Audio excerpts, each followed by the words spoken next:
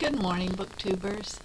It's Sunday, January 8th, and I'm really going to try to get back into reviewing books and just making YouTube videos again this year.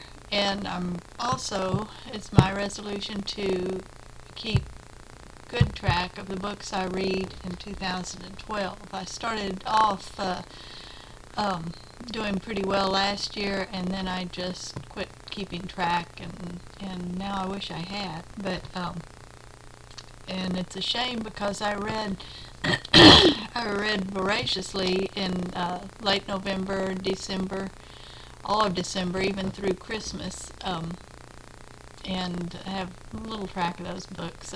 Some of them were, let's see, The Curious Incident of the Dog in the Nighttime by Mark Haddon.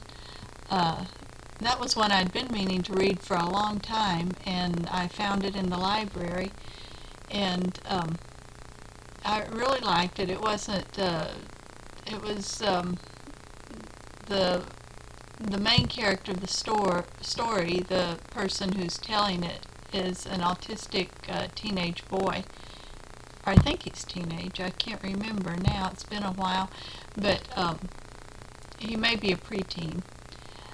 But the neighbor's dog is killed, and he's determined to find out who did it. And there are a lot of things going on in his life. It's a lot of stress for his parents because of his problems and his issues and things, and they divorced during this time. And anyway, so there are several mysteries he's determined to solve, and in the end, he does, and it's kind of surprising. But that's a good book. I could recommend it for something not heavy at all. And let's see, The Peach Keeper and The Girl Who Chased the Moon by Sarah Addison Allen. Those I read in December, and they were good. They're very light reads too, but they're interesting. They've got a lot of, I guess you would say, folk magic in them, just mysterious people, mysterious town, and like all of hers I've read so far. It's like normal, everyday life like we live, but then something's just a little bit off in it, and something's different, and then you find out a whole lot might be different. But so I like those, and I might read more of hers, but not real soon. And then there was Letters by Lamplight. Let me read this. I made a quick list before the video started of what I could remember reading in December. Let's see, Letters by Lamplight, A Woman's View of Everyday Life in South Texas, 1873 to 1883 by Lois E. Myers.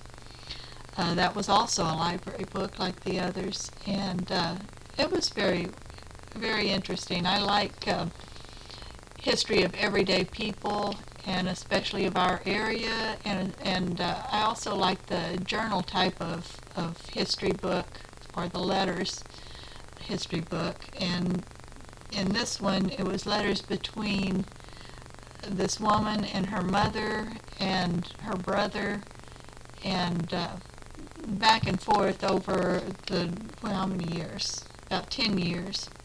And it was very interesting. During the time, they moved several times farther away each time from each other, and but they do manage to visit at times. And to me, just the history of everyday people is very interesting. And then there was The Girl with the Dragon Tattoo by Steg Larsson. That one I believe I bought in paperback. I can't remember now. Yeah, I think I bought it. And then as soon as I finished reading it, I put it on paperback swap, and it was snapped up immediately. That one I liked pretty well. What I didn't like about it was sort of the tiresome business part of it. You know, it's about these business empires, you know, and the families that own them and operate them, and that part, it was pretty much of a snoozer to me. They'd go in and out of the details of the business and the profit and profit margin and who owned it and how they ran it, and then who owned it before them, and that was boring. But the actual story, the mystery, was very good. Kind of gruesome, but very interesting. The girl with the dragon tattoo was very mysterious, and you just don't know what to think of her. She's just odd, and she may have Asperger's syndrome or something like that. It doesn't go into that, but there is a sequel. I think it's a trilogy, actually, that they each stand by themselves or they go together, and I guess the mystery of what's with the girl with the dragon tattoo will be revealed if you read the others, which I'm not sure if I am or not, but I may. So right now I've started the year with 2 textbooks. So I'm not going to be reading much variety for probably a couple of months. This one, Introduction to Catholicism, a complete course, and it's part of the Didache series, which is a very good series, and I ordered these for the religious education department of our parish 2 years ago, I think. And I meant to read them cover to cover and review them then, just for myself. But I already know they're very good.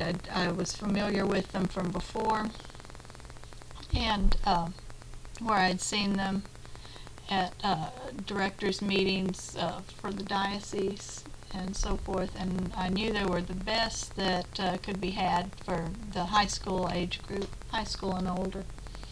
So I started this on January 1st, and you can see how far I've gotten with it.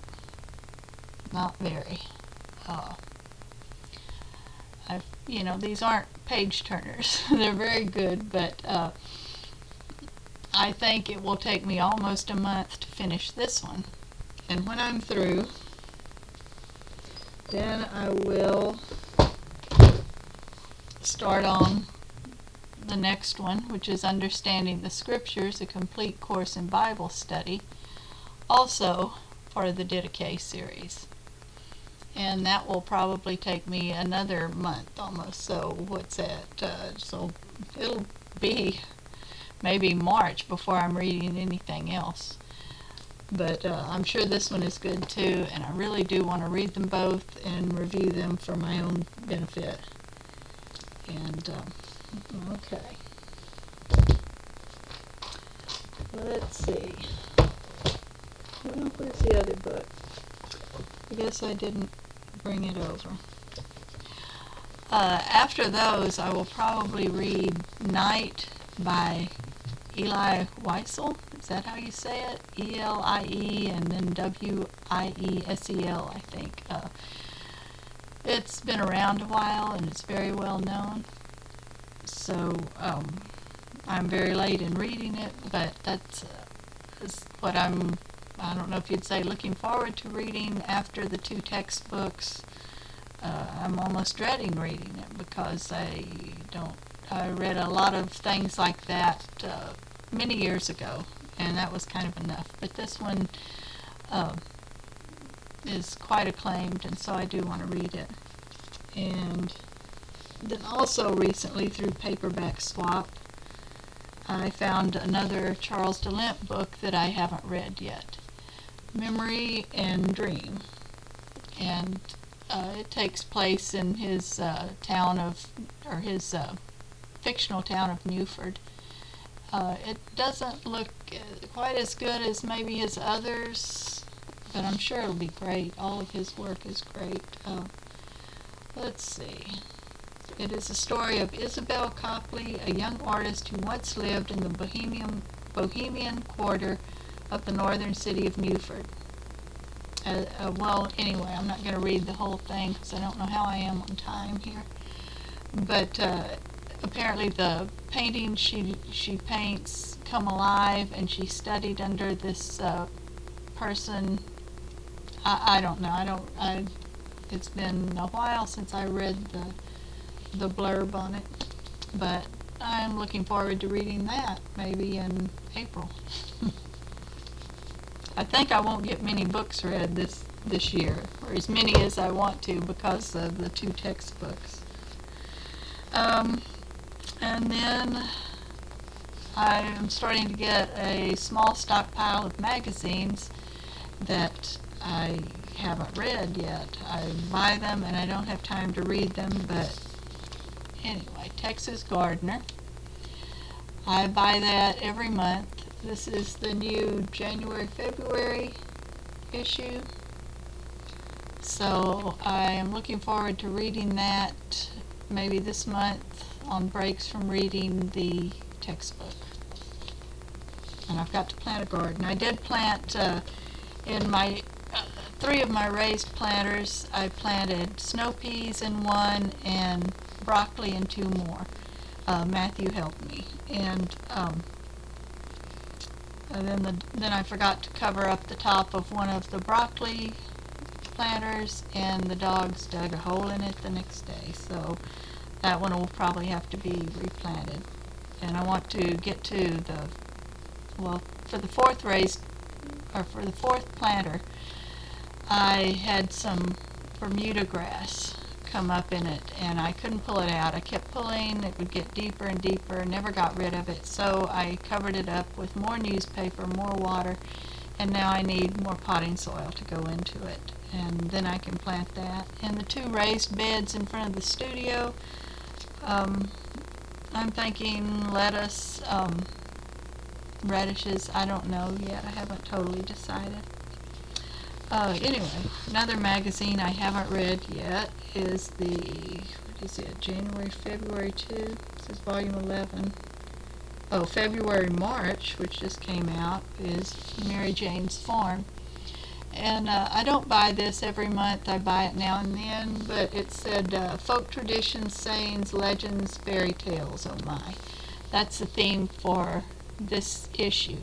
And so those subjects really interest me, and I do like this magazine, but it's kind of a little bit upscale, I guess you would say, and in a way the projects, some of them some of them are not upscale enough or something, I don't know. It's kind of, seems like it's for rich girls who want to live off the land maybe, or do better, but I don't know. It's a good book, good magazine. Then my husband recently saw this in the magazine section of the supermarket and bought it for me, Backyard Birding.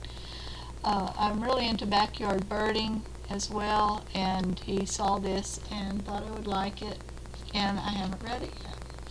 I've looked through it quite a bit, but I couldn't spend time with it, and I didn't want to just skip around. I wanted to read the whole thing, so we'll see. This isn't just for our area, it's kind of, I guess, all of the United States, so a lot of it may not translate to our South Texas environment, but we'll see.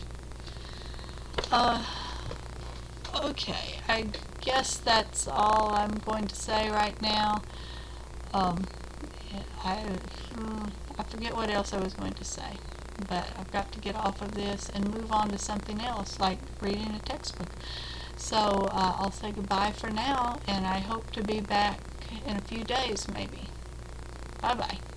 Now if I can figure out how to turn this off, it's been so long since I used it, I don't know anymore. Okay.